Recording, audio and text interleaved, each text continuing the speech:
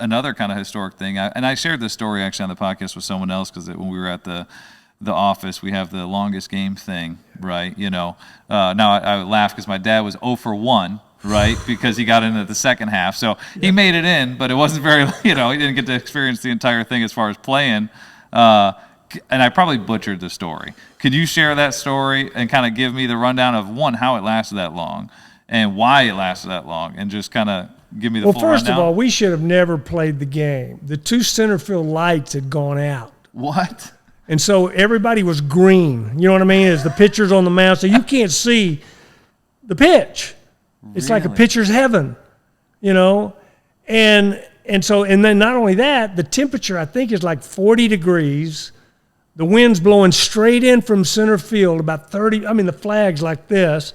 So as you're looking the wind, your tears, you can't feel your hands. It's so cold. That's at the start of the game. So, and then the pitchers are just, all you got to do is keep it knee high. You don't see the ball. Forget it. Yeah, so it's just, so relievers are going 9 innings. I think Jim Umbarger went like 10 innings, shutout ball. He's a reliever, So it was just the weirdest game, I think I went to the plate 14 times that first night. And I remember I went 0 for 4. I got hit with a pitch. I walked. I went 3 for 3, and I think I went 0 for 4 in the same game. So anyway. There was a couple of guys, I think they went 0 for. Oh, man. Well, Dallas went like 0 for 13, and somebody else took a couple offers. And it's a wrong night to have off night. I remember one funny story. The guy on the other team from Pawtucket, his name was Larrabee, Russ Larrabee. And the next day, Larrabee had struck out 7 times that game. So somebody yelled out the next day we're playing, "Hey, Larrabee, you had a bad week last night." What time did it go till? 10 after 4 in the morning. 4 in the morning. 4 in the morning. And the story that I heard was that they couldn't get a hold of the commissioner, right? Is that That's true? That's exactly right. At 1 o'clock in the morning, they met at home plate, and the umpires took out their, 1981 manual, right? Well, guess what? The 1981 manual didn't have a page for curfew. Oh, my goodness. Now, the 1980 manual did. No inning shall start after 12:50. But the new one, they had left somehow that page out. So they said play ball. So the guy at Pawtucket kept trying to get a hold of the commissioner of the league.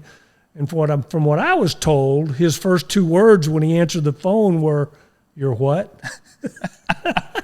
So he said, play one more inning, whatever happens, call it. So we played one more inning, and I remember thawing out. I was so cold. Oh, I couldn't feel my hands. And I remember Rip played third base that whole game, and I played short. And I think it was about the 29th inning. And I looked at Rip, and I said, "Hey, Rip, guard the line." And he looked at me and said, "What do you think I've been doing for the last 22 innings, So anyway. I think one of the most amazing things about that game is you guys, I think, scored in the 22nd inning or something like that. I can't remember exactly what inning, but it was late in this whole thing. We had a 1-0 lead in the bottom of the 9th, and they scored a run and tied it up in the bottom of the 9th. And we scored a run, I think, in the top of the 22nd. I was going to say 20-something. Something inning, and then they scored a run in the bottom of the 22nd. Like that to me is crazy. I mean, like you go all these innings without scoring. You guys finally put one across.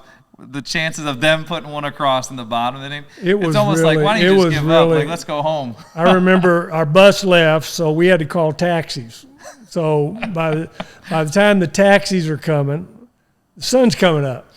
So we're staying at the old Howard Johnson there. So, man, I'm so tired. I get back. They said, we're no batting practice because we got a 1 o'clock game the next day. Oh, my goodness. So we went back and slept a couple hours. Against Pawtucket? Yeah, Pawtucket. Went back the next day, and Tommy Rose pitching, and he's got a 1-hit shutout, bottom of the 9th inning, 0-0. I'm playing second base because Tommy Eaton, again, rubbed some dirt on it. He got hit in the lip during the game, and it was swollen, so he said he couldn't play. And I said, you don't catch with your lip, you catch with your hand. Anyway, I had to play second base. So I'm playing second base, and at bottom of the 9th, 2 outs, Sam Bowen comes to the plate. And it's the only time in the history of my life that I ever prayed for defeat because I was so tired. And I said, Lord, if you're real, please let Sam hit a home run. I said, I know Tommy's just pitching the lights out. You know, he's just dealing. I'm so tired. Next pitch, Sam hits one out of the park. I shook his hand as he rounded first base. And it's funny because I called Tommy, I don't know, a couple months ago. Really? And I never told him. I prayed for defeat. And then I said, remember that game? Yeah, I was pitching my lights out and this and that. And I said, it's my fault, Tommy. I guess not me. I said, what do you mean? I said, I prayed the guy was, Sam went in a home run. Oh my gosh, that's so good. That's anyway. too funny. Boggs was on the other side of that game, right? Yeah. He was on the other side too. Yeah, Boggs played third base that whole game. What a historic game. That's so And cool what was to be a part of amazing that. when, then we went on strike, Right. And then, so we're the only game in town.